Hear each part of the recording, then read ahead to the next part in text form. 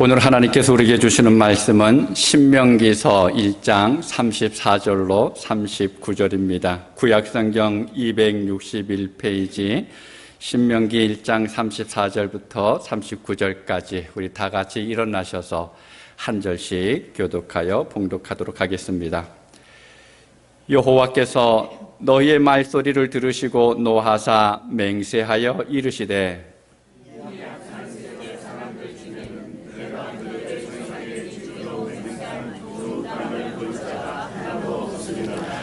오직 여분네의 아들 갈렙은 온전히 여호와께 순종하였은즉 그는 그것을 볼 것이요 그가 밟은 땅을 내가 그와 그의 자손에게 주리라 하시고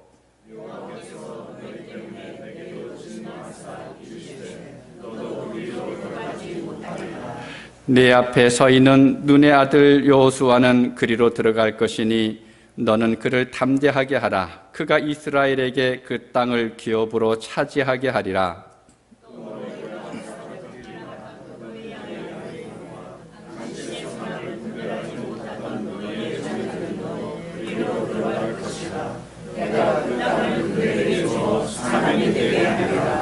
아멘.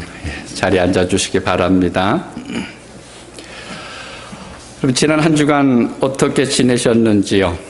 예수님께서 나는 참 포도나무다. 그리고 너희는 가지다 라고 말씀하셨는데 한 주간 동안 예수님께 꼭 붙어서 지내셨습니까?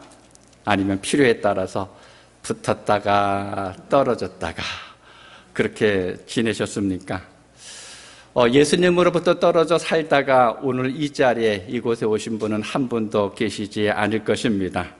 여러분은 날마다 주님께 꼭 붙어서 살아오셨을 텐데 지금까지뿐만 아니라 앞으로 살아가는 모든 삶 속에서 그 어떠한 경우에도 주님께 꼭 붙어있는 여러분 되실 수 있기를 바랍니다.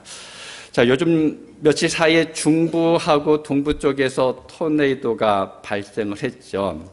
사망자 숫자가 의외로 많이 나타나고 있습니다. 큰 피해가 있었죠.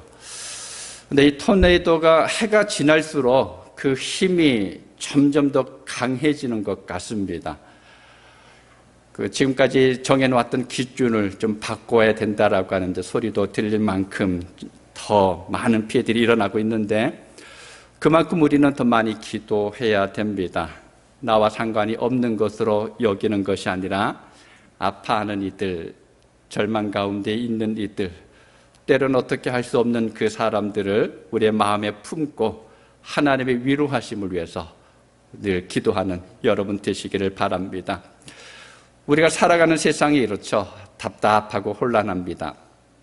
어떤 일이 우리 앞에 일어날지 알지 못하는 그러한 순간을 살아가고 있는데 그리스도의 사람인 여러분에게는 하나님께서 주시는 평강이 가득하기를 축복합니다. 예수를 그리스도로 믿고 하나님의 뜻대로 살아가는 성도들에게 하나님께서 약속하신 복이 있습니다.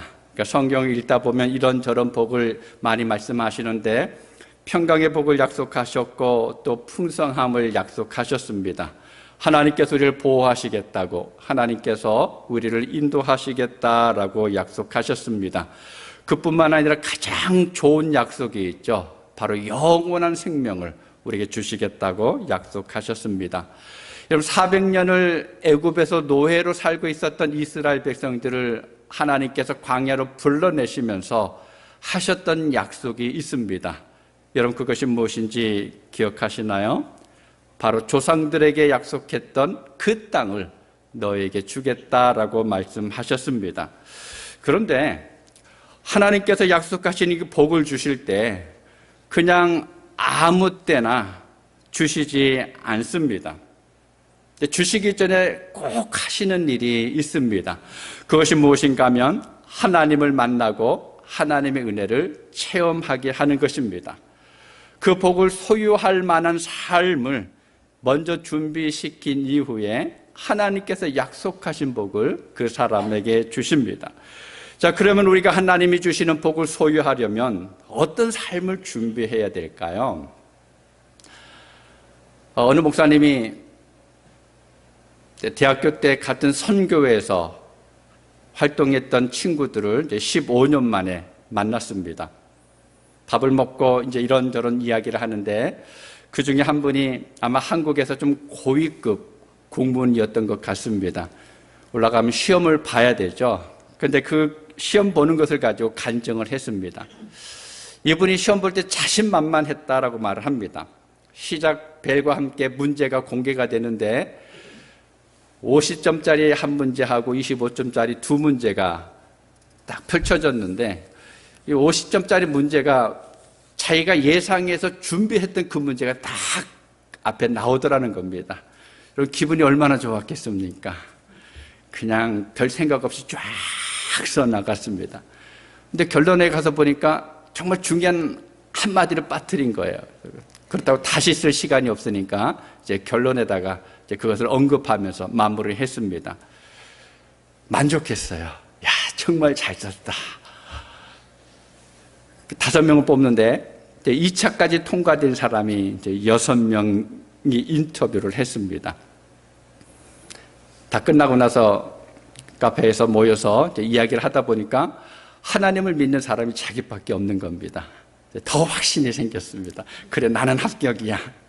왜냐하면 하나님께서 나를 도와주실 것이기 때문에. 그리고 나도 시험을 1등을 생각할 만큼 잘 봤기 때문에 나는 반드시 붙을 거야 라고 생각을 했습니다. 그런데 결과가 어떻게 됐을까요? 그분이 떨어졌어요. 충격을 받았죠. 분명히 하나님이 도와주실 거고 나도 시험을 잘 봤는데 내가 왜 떨어졌을까? 나중에 성적을 쭉 살펴보니까 그렇게 자신 있었던 그 과목이 겨우 낙제만 면할 만큼의 점수를 받은 겁니다. 충격을 받아서 이분이 한참을 마음을 잡지를 못했습니다. 그러다가 기도원에 올라갔습니다. 하나님, 이게 어떻게 된 겁니까? 이제 어떻게 해야 됩니까? 뭐 다른 기도를 할 저희가 없었습니다. 하나님, 도대체 이게 뭡니까? 라고 하는 것을 계속해서 기도하는데 이번에 마음속에 하나님의 계획하심에 대한 확신을 심어주더라는 겁니다. 그래서 마음을 잡고 다시 고시를 준비했습니다. 시험을 봤어요. 2차 시험을 3일 동안 보게 되는데 첫날부터 문제가 생겼습니다. 시작점과 함께 문제가 딱 오픈이 됐는데 50점짜리 문제가 지금까지 본인이 한 번도 공부하지 않은 내용이라는 거예요. 눈앞이 캄캄해집니다. 할 수 없이 25점짜리를 먼저 딱 기록한 다음에 그리고 나서는 펜을 놓았어요. 하나님, 어떻게 합니까? 어쩌면 좋습니까? 제가 지금까지 한 번도 보지 못했던 문제입니다. 그러면서 주변을 둘러보니까 다른 사람들은 열심히 쓰고 있는 거예요. 본인은 정말 30분 동안 한 글자도 못 썼다 그럽니다. 계속해서 기도하면서 하나님 어쩌면 좋습니까? 하나님 어떻게 합니까? 라고 해서 문제를 계속 보고 있었는데 갑자기 그 문제 글자 중에 한 단어가 눈에 팍 들어오더라는 겁니다. 그래서 그나마 그거라도 써야 되겠다 라고 해서 1시간 동안에 생각나는 대로 쫙 썼다 그럽니다. 그리고 나오면서 야, 이번 시험에도 떨어졌구나. 이제 포기하고 나왔어요. 그런데 붙었습니다. 성적을 보니까 자기가 몰랐던 그 과목이 1등이었던, 그리고 전체 2등으로 합격을 했다고 말합니다. 그러면서 이분이 이런 고백을 합니다. 만약에 처음에 붙었다면 내가 잘나서 붙었다고 생각했을 텐데, 그런데 두 번째 그런 상황에서 붙으니까 정말로 하나님의 은혜가 실감이 납니다. 하나님의 은혜가 분명하게 자기에게 임했다라고 하는 것을 알게 됐다라는 겁니다. 여러분, 믿음의 사람으로 한번 정말 냉철하게 생각해 보시기 바랍니다. 여러분이 어떤 일을 하는데 이런 첫 번째 성공하는 게 좋을까요? 두 번째 성공하는 게 좋을까요? 우리 생각에 당연히 첫 번째죠. 우리 처음 할 때 이것이 완전하게 이루어지는 것이 좋습니다. 그런데 하나님은 우리가 어떤 일을 할 때 그 일을 통해서 하나님을 알고 하나님의 은혜를 아는 것을 더 중요하게 생각하십니다. 첫 번째냐 두 번째냐 여기에는 하나님은 관심이 없으십니다. 아니 10번째까지라도 하나님은 관심을 가지지 않고 오직 하나님께서 하나님의 손길이 나에게 함께 하셨다라고 하는 것을 깨닫는 것을 하나님께서 원하십니다. 그렇게 하나님께서 우리를 인도해 가십니다. 사람들이 세상을 살아갈 때 숱한 거절과 실패를 맛보게 됩니다. 때로는 작은 실패도 있지만 어떤 때는 큰 실패가 있습니다. 아니 더 나아가서는 어떤 경우에는 정신을 차리지 못할 만큼의 실패를 경험할 때도 있습니다. 여러분 우리가 얼마나 많은 실패를 경험했습니까? 여러분의 삶 속에서도 그랬을 것입니다. 저 역시도 마찬가지입니다. 많은 것들을 실패하고 아픔을 겪었습니다. 그런데 중요한 것은 우리들이 그렇게 많은 실패를 겪고 있는 동안에 우리를 향하신 하나님의 계획은 한 번도 멈추신 적이 없었다라는 거예요. 하나님은 계획하심을 계속해서 진행하고 있었습니다. 여러분 우리는 이것을 기억해야 합니다. 한 번 넘어졌다고 해서 포기하는 것이 아니라 우리를 향해서 계속해서 손을 뻗고 있는 그 주님의 손을 붙잡을 수 있어야 합니다. 여러분 나인성 과부를 한번 생각해 보시기 바랍니다. 아들이 죽었습니다. 그것도 하나밖에 없는, 아니 어쩌면 이 여인에게 있어서는 남은 인생의 희망이었었는데 그 희망이 사라지고 말았습니다. 그 절망이 말로 표현하지 못했을 것입니다. 그런데 이 절망이 한순간에 희망으로 바뀌었습니다.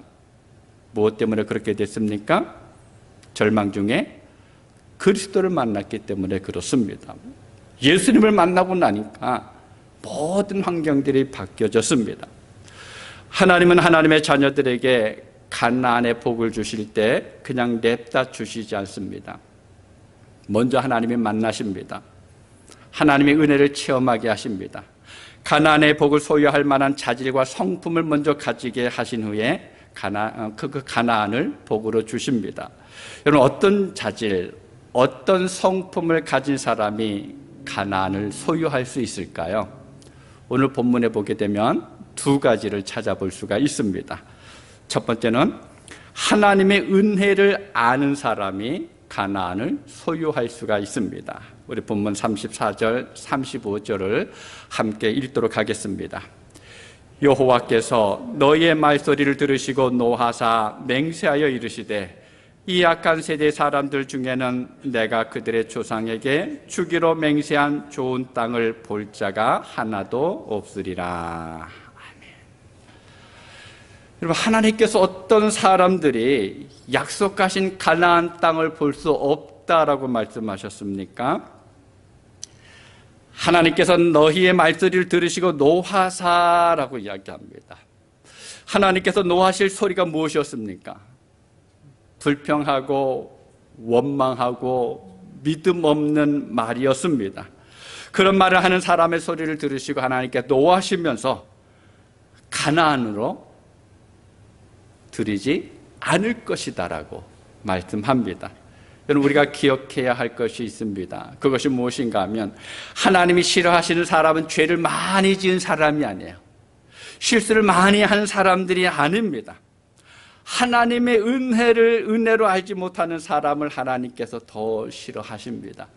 하나님의 은혜를 깨닫지 못하면 원망하고 불평하게 되죠. 그러면서 부정적인 삶을 살아가게 됩니다. 하나님께서 이스라엘 백성들이 말하는 불평의 소리를 들으시고 그 불평의 세대 사람 중에 하나님께서 약속하신 가나안을 볼 자가 하나도 없다라고 말씀하셨습니다. 그들이 어떤 불평을 했습니까? 어떻게 불평했습니까? 애굽에서 나온 지 이제 1년쯤 되는 그 시간입니다. 이스라엘 백성들이 바란 광야에서 가데스라고 하는 지역에 각 지파에서 한 명씩 12명의 정탐꾼을 뽑아서 이제 가나안 땅에 보냅니다. 그들이 돌아와서 보고하는데 이스라엘 백성들이 여호수아하고 갈렙이 말했던 믿음의 말은 듣지 않습니다. 그 소리가 들리지 않습니다. 대신에 누구의 말을 들었습니까? 10명의 부정적인 말만 들었습니다. 그 땅을 악평했던 말만 들었습니다. 불평했던 말, 우리는 살아날 수가 없다. 우리는 저 땅에 들어갈 수가 없다라고 하는 그 말을 듣고는 하나님께 불평하기 시작을 합니다. 민수기 14장 1절부터 4절에 이렇게 기록하는데요. 제가 쉬운 성경으로 화면에 띄우도록 하겠습니다. 우리 한 절씩 교독하겠습니다. 그날 밤 모든 백성이 큰 소리로 울기 시작했습니다.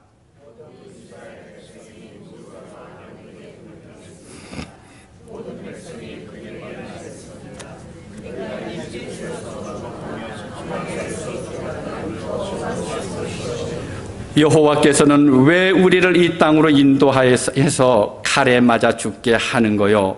우리 아내와 자식들은 잡혀가고 말 것이요. 차라리 이집트로 돌아가는 것이 좋겠어.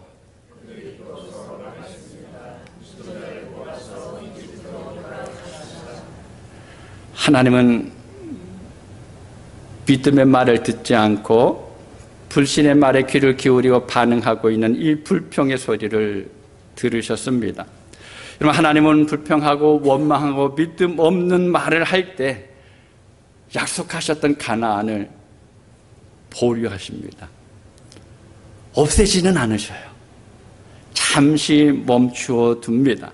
하나님이 제일 싫어하시는 것이 바로 은혜를 모르는 것입니다. 은혜를 모르는 죄가 바로 어떤 죄보다 더 큽니다. 400년 동안 애굽에서 노예로 있었던 그 백성들에게 하나님께서 자유를 주셨습니다. 광야를 지나갈 때 낮에는 구름 기둥으로 밤에는 불 기둥으로 그들을 보호하시고 인도하셨습니다. 광야에서 경작하지 못해서 아무것도 먹을 것이 없는 그 순간에 하나님께서 만나를 주셨고 또 메추라기로 먹여주셨습니다. 메마른 사막에서 마신 물이 없는 그곳에서는 반석에서 물을 내서 그들의 갈증을 해결해 주셨습니다. 그런 이스라엘 백성들의 삶을 모세가 한마디로 말하는데 이렇게 이야기하죠. 주께서 40년 동안 너희를 광야에서 인도하셨는데 옷이 낡아지지도 않았고 발의 신이 헤어지지도 않았다라고 이야기합니다. 여러분, 하나님께서 사소한 것까지 살피시는 은혜를 베풀어 주셨다라는 거예요. 큰 것만 주시는 것이 아닙니다. 우리의 삶에 필요한 것들을 하나님께서 하나하나 간섭하십니다. 그런데 이스라엘 백성들은 하나님의 이러한 은혜를 잊어버렸어요. 눈앞에 나타났었던 현실의 어려움을 당하면서 하나님의 은혜를 잊고 원망하고 불평하고 스스로 낙담하면서 그래서 속에만 품고 있었던 것이 아니라 입으로 나타냈다라는 거예요. 다른 사람들에게 야, 하나님이 왜 이러냐? 왜 우리가 이런 삶을 살아가야 되냐라고 하면서 불평합니다. 바로 그 소리를 하나님께서 들으셨다라고 이야기합니다. 여러분, 우리가 하나님이 주시는 복을 누리기 위해서는 무엇보다도 하나님의 은혜를 알아야 합니다. 하나님께서 하신 일을 하나님이 하셨다라고 인정할 수 있어야 합니다. 이거는 하나님만이 하실 수 있는 일이야 라고 고백할 수 있어야 합니다. 하나님의 은혜를 아는 사람은 어떤 말을 하느냐에 따라서 구별할 수가 있습니다. 믿음의 말을 해야 돼요. 자꾸 하나님께서 하셨다라고 인정해야 합니다. 감사의 말을 할 수 있어야 합니다. 우리 힘들면 힘들수록, 어려우면 어려울수록 더 하나님의 은혜를 기억하면서 감사할 수 있어야 합니다. 그러할 때 하나님의 약속의 삶이 우리의 삶 가운데 이루어지게 될 것입니다. 두 번째로는요, 온전히 순종하는 사람이 가나안을 소유할 수가 있습니다. 본문 36절과 38절을 우리 함께 읽도록 하겠습니다. 오직 여분네의 아들 갈렙은 온전히 여호와께 순종하였은즉 그는 그것을 볼 것이요 그가 밟은 땅을 내가 그와 그의 자손에게 주리라 하시고 내 앞에 서 있는 눈의 아들 여호수아는 그리로 들어갈 것이니 너는 그를 담대하게 하라. 그가 이스라엘에게 그 땅을 기업으로 차지하게 하리라. 아멘. 여러분, 갈렙과 여호수아만이 하나님이 약속하신 가나안의 복을 받은 이유가 무엇입니까? 하나님께서 말씀하셨죠. 온전히 순종하였은즉. 여러분, 온전한 순종이 무엇일까요? 순종은 따라가는 것입니다. 근데 어떤 사람은 따라가면서 내가 기대했던 것과는 다르다고, 또 내 마음에 내키지 않는다고 투덜거리면서 따라가는 사람도 있습니다. 순종한다고 이야기하긴 하는데 내 주장을 자꾸만 내세우게 됩니다. 내 기분에 따라서 이랬다 저랬다 하기도 합니다. 순종하기는 하는데 하나님의 방법이 아니라 내 생각대로 내 방식대로 하는 경우도 있습니다. 그런데 갈렙은 그렇게 하지 않았다라는 거예요. 상황이나 형편이, 본인도 가나안 땅에 들어가서 봐서 분명히 알고 있습니다. 이스라엘 백성들의 힘으로는 도무지 불가능하다라고 하는 그 사실을 알고 있었습니다. 그런데 갈렙은 그 생각을 다 버렸어요. 그 생각대로 하지 않고 전적으로 하나님의 뜻대로 감당합니다. 그 이후의 삶도 마찬가지였습니다. 그래서 무엇을 하든지 기쁨과 즐거움 가운데 따라갈 수 있었습니다. 이것이 바로 온전한 순종입니다. 여러분, 모세는 어떻습니까? 정말 대단한 사람이죠. 하나님을 대면해서 보았던 사람입니다. 남자 어른들만 60만에 이르는 그 이스라엘 백성들을 애굽에서 이끌어냈던 사람입니다. 하나님의 계명이 기록된 돌판을 직접 받은 사람입니다. 40년 동안이나 이스라엘을 광야에서 인도했습니다. 많은 능력들을 행했습니다. 그런데 그가 가나안 땅에 들어가지 못한다라고 하나님께서 말씀하셨습니다. 왜입니까? 무리바사의 사건 때문에 그렇습니다. 오랜 기간 동안, 아마 거의 40년이 다 돼가는 시간입니다. 광야를 지나가면서 이스라엘 백성들이 지쳤습니다. 출애굽 1세대는 이제 거의 다 세상을 떠나고 이제 1.5세대, 2세대가 주류가 되긴 했는데, 근데 언제 하나님의 약속이 이들 사이에 이루어질는지 아직 확실하지 않습니다. 그러다가 가데스에 가면서 거기에 머무르게 됩니다. 미리암이 죽고 장사됩니다. 시간이 지나가면서 마실 물이 없습니다. 이때 백성들이 모세와 다투기 시작을 합니다. 우리가 다 죽게 됐다고, 왜 이 나쁜 곳으로 우리를 데려왔냐고 모세와 아론 앞에 불평합니다. 이 말을 듣고 두 사람이 회막 앞에 엎드려 기도하죠. 그때 하나님께서 이렇게 말씀하십니다. 민수기에서 20장 8절을 보면, 지팡이를 가지고 내 형 아론과 함께 회중을 모으고 그들의 목전에서 너희는 반석에게 명령하여 물을 내라 하라. 내가 이 반석이 물을 내게 하여 회중과 그들의 짐승에게 마시게 할지니라.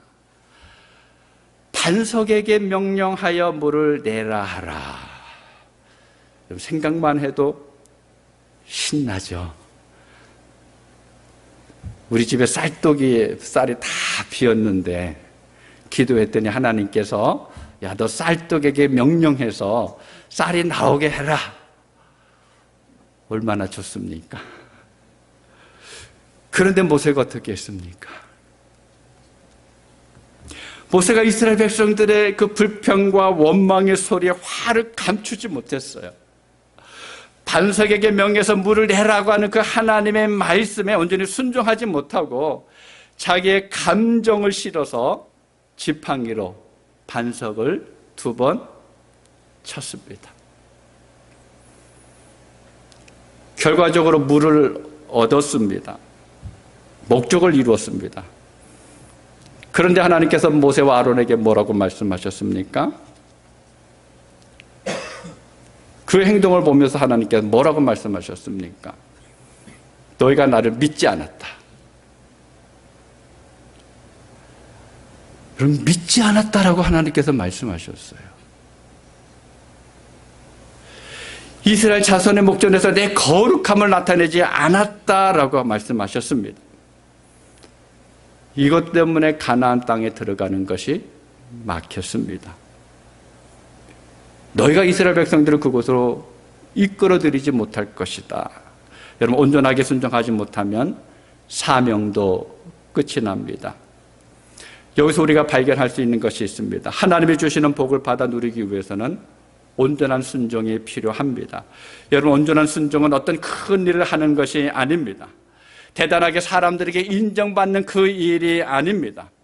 하나님 앞에서 온전한 순종이라고 하는 것은 내가 맡겨진 일들, 그것이 크든지 작든지 중요하든지 별거 아니든지 끝까지 따라가는 것입니다. 중간에 내 생각에 이거 별거 아니야, 내가 내 체면에 라고 하면서 멈추는 것이 아닙니다. 온전하게 하는 순종이라고 하는 것은 내 현실이 좋든지 나쁘든지 그 상황이 즐겁든지 아니면 괴롭든지 간에 끝까지 순종하는 것입니다. 하나님은 그렇게 준비된 그릇에 약속하신 복을 주시고 누리게 하십니다. 여러분, 하나님의 뜻에 온전히 순종해야 합니다. 그것이 겸손의 길이고 평안의 길이고 행복의 길입니다. 그렇게 살 때 하나님께서 우리에게 주시는 가나안의 놀라운 복을 경험할 수가 있습니다. 그런데 본문 마지막 절에 보게 되면 하나님께서 좀 당황스러운 말씀을 하십니다. 39절을 함께 읽도록 하겠습니다. 또 너희가 사로잡히리라 하던 너희의 아이들과 당시의 선악을 분별하지 못하던 너희의 자녀들도 그리로 들어갈 것이라. 내가 그 땅을 그들에게 주어 산업이 되게 하리라. 아멘. 쉬운 성경에 보니까 이렇게 번역이 되어 있습니다. 주께서 우리에게 너희는 너희의 아들들이 그 땅의 원수들에게 사로잡혀 갈 것이라고 말했다.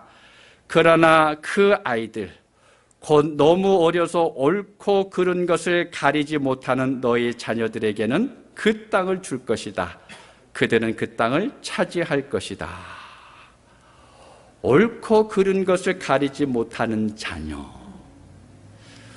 물론 우리가 생각하는 것처럼 당시 군인이 될 수 없는 20세 이하의 어린 자녀들을 말하는 것일 수도 있습니다. 그 자녀들도 포함이 됩니다. 그런데 다른 의미로 생각해 보면 자기의 생각을 주장하지 않는다라고 하는 말이 되기도 합니다. 하나님의 뜻에 전적으로 순종하는 사람을 이야기합니다. 아니, 하나님께서 말씀하셨으니까, 그냥 하나님의 말씀이니까 나는 그냥 따라갈 거야 라고 하면서 가는 사람이 하나님의 복을 누리게 된다라는 것입니다. 찰스 스펄전 목사님이 이런 말을 했습니다. 시련을 겪을 때 하나님의 주권은 당신의 머리를 기대는 베개입니다. 우리가 세상을 살아가면서 얘기지 못한 일들을 만나게 되면 우리는 쉽게 낙심하게 됩니다.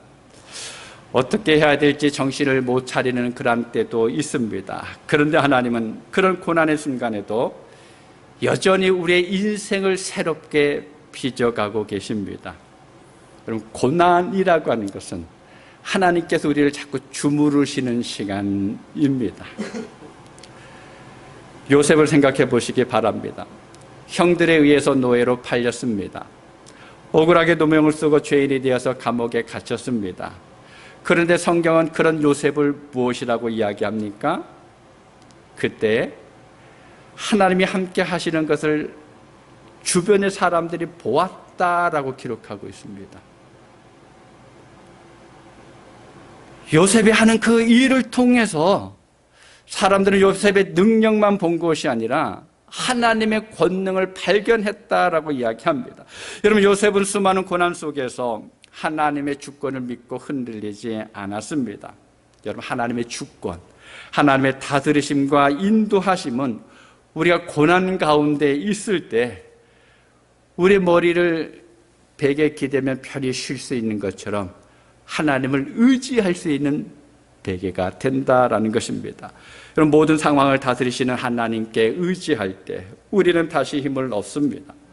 하나님은 감당하지 못할 시험을 허락하지 않으신다라고 말씀합니다. 그러면 시련에는 결국은 선으로 우리를 이끌어갑니다. 그러므로 우리는 고난 중에도 하나님의 주권을 신뢰하면서 참된 평안의 복을 누릴 수 있어야 합니다. 사랑하는 여러분, 가나안은 하나님께서 이스라엘 백성들에게 주시겠다라고 하신 약속입니다. 복입니다. 젖과 꿀이 흐르는 땅이었습니다. 그런데 한편으로는 어떻습니까? 거인이 있었습니다. 견고한 성읍들이 그곳에 있었습니다. 강한 군대가 있었습니다. 연약한 우리의 힘만으로는 들어갈 수가 없는 곳입니다. 어떻게 해야 됩니까? 하나님이 함께 하셔야만 들어갈 수가 있습니다. 여러분에게 하나님께서 약속하신 가나안은 어디입니까? 하나님께서 약속하신 복이 무엇입니까? 그것을 받으셨나요? 모두 받으실 수 있기를 바랍니다. 살아가면서 나에게 있었던 하나님의 은혜를 발견하고, 그래 그때 이런 은혜를 베풀어 주셨는데, 지금도 하나님께서 은혜 가운데 나를 이렇게 인도해 주셨는데 라고 하면서 그 하나님을 고백하실 수 있기를 바랍니다. 그리고 내 삶 속에서 하나님께서 약속하셨던 그 약속의 말씀을 붙들고 순종하면서 나가실 수 있기를 바랍니다. 하나님의 마음이 무엇인지, 지금 이 순간에 하나님께서 내게 기대하시고 내 앞에 놓으신 그 길이 무엇인지를 바라보면서 힘들지만 순종하면서 한 걸음 한 걸음 걸어가실 수 있기를 바랍니다. 그러면 어디에 들어갑니까? 하나님께서 우리에게 약속하신 가나안이라고 하는 복 가운데 들어갈 수가 있습니다. 여러분 그 은혜를 누리실 수 있기를 바랍니다. 그 복을 여러분께서 늘 받고 그 은혜를 누리면서 사람들에게 이게 하나님께서 하신 거야, 하나님이 나를 이렇게 인도하셔서 라고 늘 자랑하면서 살아갈 수 있는 여러분 모두가 되실 수 있기를 주님의 이름으로 축복합니다. 기도하겠습니다. 아버지 하나님 감사드립니다. 하나님께서 우리를 하나님의 자녀 삼아 주셨습니다. 우리의 힘으로는 아무것도 할 수 없을 때 하나님께서는 계획하셨고 우리의 발걸음을 인도하셨고 결국에는 우리가 그곳으로 들어갈 수 있도록 우리를 이끌어 주셨습니다. 아버지 하나님 감사합니다. 우리의 삶 속에 하나님께서 베풀어 주셨던 그 은혜를 늘 기억하면서 감사하며 하나님의 영광을 드러낼 수 있는 우리 모든 성도들 되어지게 하여 주옵소서. 그뿐만 아니라 이 땅을 살아갈 때 하나님께서 우리에게 원하시는 것이 무엇인지 알고 또 하나님의 말씀에 순종하면서 하나님께서 말씀하신 그 복의 자리 가나안에 들어갈 수 있는 그곳에서 하나님의 복이 무엇인지를 누리면서 많은 사람들에게 하나님께서 이렇게 하셨다고 늘 자랑할 수 있는 온 성도들과 그 가정들 되게 하여 주시옵소서. 우리의 삶 속에 함께 하시는 하나님을 꼭 붙들고 나가는 우리의 삶이 되게 하여 주옵소서. 예수님의 이름으로 기도하옵나이다. 아멘.